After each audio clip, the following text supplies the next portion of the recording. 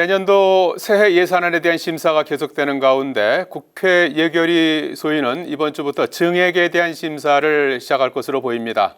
여야는 또 사흘 동안 먹통이 됐던 행정전산망 마비 사태에 대해서도 점검에 나섭니다.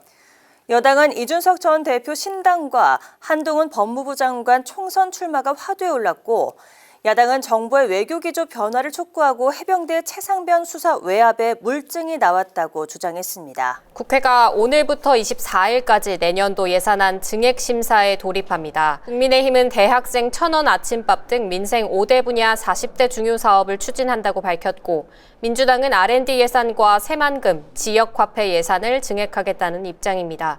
17개 상임위 중 현재 10개 상임위만 예산안 의결이 끝난 데다 민주당 단독으로 증액 의결한 상임위도 있어 증감액에 대한 정부 동의를 얻을 수 있을지 미지수입니다. 예결특위가 예산안 최종 의결을 목표로 하는 오는 30일은 민주당이 이동관 방통위원장과 검사 2명에 대한 탄핵 소추안 재추진을 공언한 날인데요. 법정 시한이 다음 달 2일인 만큼 여야가 약속했던 예산안 기한 내 처리가 가능할지 주목됩니다. 한편 국회 행정안전위원회는 23일 행정전산망 마비 사태에 대해 행정안전부를 상대로 현안 질의를 진행합니다. 이상민 행안부 장관은 윤석열 대통령의 해외 순방 동행을 이유로 불출석이 예정됐는데 참석 가능성이 높아지고 있습니다. 잠시 뒤 2시에는 고기동 행안부 차관이 행안위원장과 여야 간사에게 전산망 마비와 관련해 비공개 보고를 할 것으로 알려졌습니다.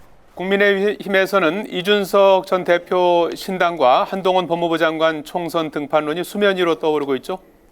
네, 이준석 전 대표는 어제 12월 27일까지 윤석열 대통령에게 큰 변화가 없으면 신당을 창당하겠다고 말했습니다.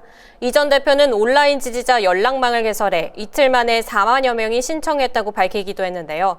신당 창당을 위한 당원은 최소 5천 명이어서 이를 훌쩍 넘는 규모의 인원입니다.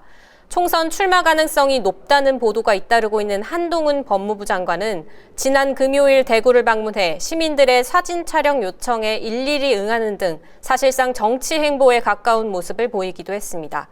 개각을 위한 인사검증 명단에 법무부 장관이 포함됐다는 보도도 나오고 있지만 오늘 출근길에서 한 장관은 총선 출마 계획에 답을 하지는 않았습니다. 인요한 혁신위원장은 출근길에서 한 장관 출마에 대해 신선하고 좋다는 긍정적인 답변을 했습니다. 한편 오늘 혁신위는 청년과 R&D를 주제로 5차 회의를 화상으로 엽니다. 혁신위는 내일 대덕 연구단지를 방문하는데 더불어민주당 이상민 의원의 지역구이기도 합니다. 이 의원이 혁신위원들에게 한국의 정치개혁을 주제로 강연한 예정이기도 한데요. 혁신위의 요청으로 성사된 강연으로 국민의힘이 반기면 갈 수도 있다고 말한 이 의원이 민주당 탈당 후 국민의힘에 입당할지 이목이 쏠립니다. 네, 더불어민주당이 해병대 최상병 사망 사건의 수사 외압 의혹이 관련한 물증이 나왔다면서 정부 여당의 거듭 특검법 처리를 촉구했죠. 그렇습니다. 홍익표 원내대표가 해병대 최상병 사망 사건 수사 외압 의혹에 대해 증거와 정황 모두 대통령실과 국방부의 사건 은폐 축소 시도 의혹이 사실일 가능성이 크다는 걸 보여주고 있다고 날을 세웠습니다.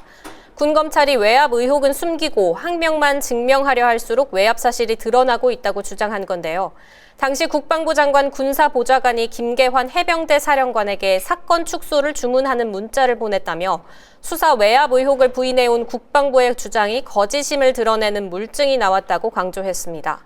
그러면서 정부와 여당이 특검법 처리는 물론 국정조사에도 즉각 응해야 한다고 밝혔는데요.